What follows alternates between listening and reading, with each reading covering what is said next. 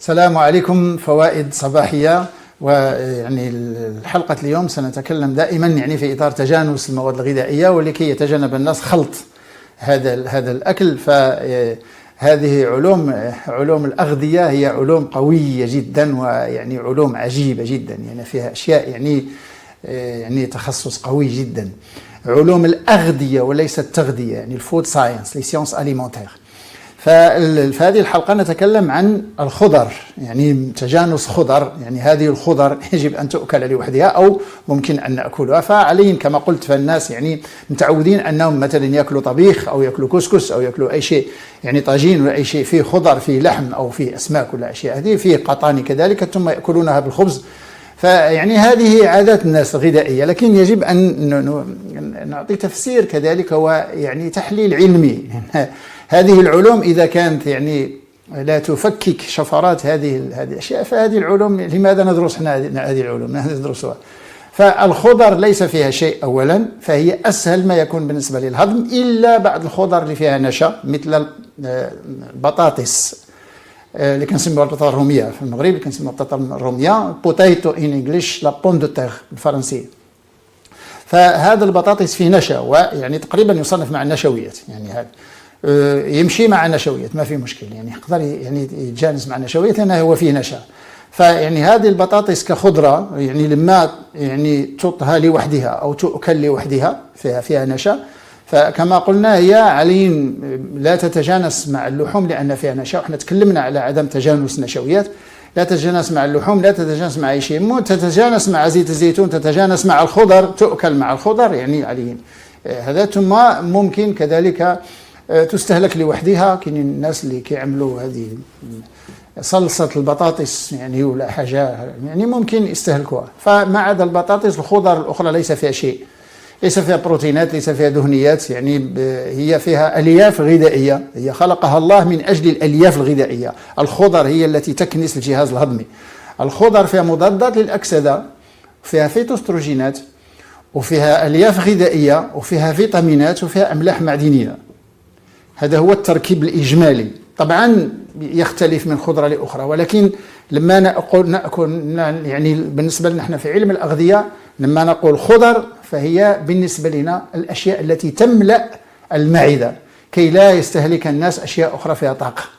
فالناس اللي باغيين يعملوا تخسيس، اللي باغيين ينقصوا من الوزن، ممكن يعمروا المعدة بالخضر، لأن الخضر ليس فيها طاقة، ليس فيها أي شيء. ممكن يعمروا بالخضر، فالشخص يشبع ما يبقاش يحس بالجوع، ثم لا يأكل أشياء أخرى اللي هي غنية فيها سكريات، بروتينات، الألبان، اللحوم إلى آخره، البيض، هذه الأشياء هذه اللي فيها بروتينات واللي هي قوية. فهذه الخضر كما قلت هي هضمها بسيط سهل، يستغرق 18 دقائق إذا كانت تؤكل طازجة. بالعكس فهي تساعد على الهضم.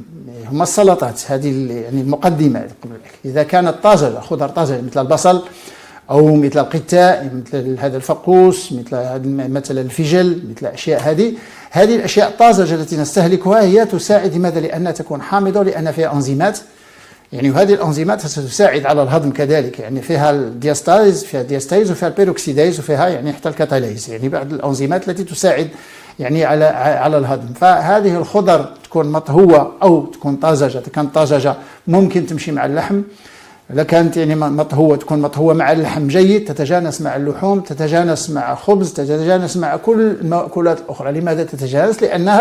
لأنها لا تهضم، لأنها لا تتطلب أي طاقة للهضم ولا أي أنزيمات للهضم، هي تمر فيها ألياف غذائية. هي تقريبا هذه الخضر هو المكون الذي يلبي الحاجية الجسم من الألياف الغذائية. ولذلك فاستهلاك الخضر يومي هو ضروري جدا، وأن الناس اللي كيستهلكوا الخضر بكثرة تكون طازجة ولا تكون مطهوة ما في مشكل، تكون مطهوة بالمرق جيد. هذا المشكل ديال ستيم كوكين، هذه الطبخ بالبخار، من الأحسن الناس يتجنبوه، لأن يفقد الخضر الأملاح المعدنية والفيتامينات، الأشياء الدائبة كلها كيفقدها، لأن البخار طبعا يذهب بهذه الأملاح المعدنية. من الأحسن الطبخ بالمرق، هو أحسن طريقة للطبخ بالمرق، يكون مرق بزيت الزيتون يكون أحسن. فهذه الخضر كما قلنا هي تتجانس مع كل الأغذية. لماذا؟ لأنها يعني لا تحبس الهضم في الفم بالنسبة للأميليز، ولا تحبس الهضم في المعدة بالنسبة للبيبسين، هضم اللحوم تيكون في، ولا تحبس كذلك الليبيز أو ما تبقى من البروتينات في المعي الدقيق، الكالبين كاتيبسين الكاس، هذا الذي يكمل هضم البروتينات كما سنتكلم عنه إن شاء الله في حلقة أخرى.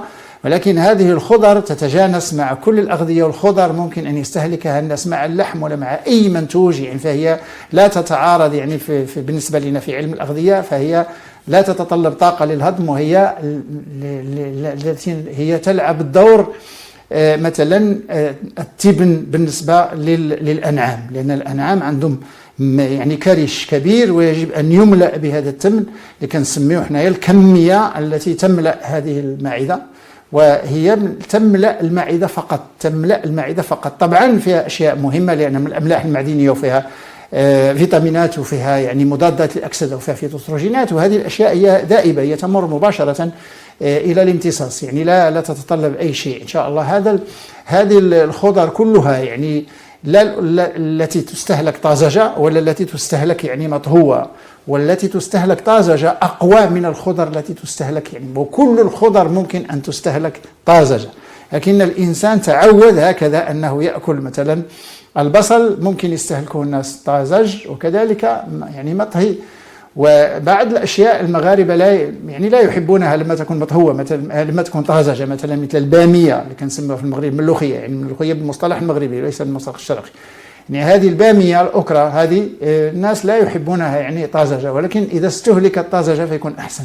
القرعيات مثلا، القرعيات لا تستهلك، واليقطين لا تستهلك طازج، ولكن إذا استهلكت طازجة يكون أحسن. لماذا؟ لأن لما نستهلك الشيء طازج يكون مكون الأنزيمات حاضر، يكون إذا يعني تم طهي هذه الخضار فطبعا نتلف أو نقضي على هذه الأنزيمات، وحتى بعض الأشياء الأخرى اللي ممكن كذلك نقضي عليها يعني بهذه بالحرارة. يعني نكتفي بهذا القدر. السلام.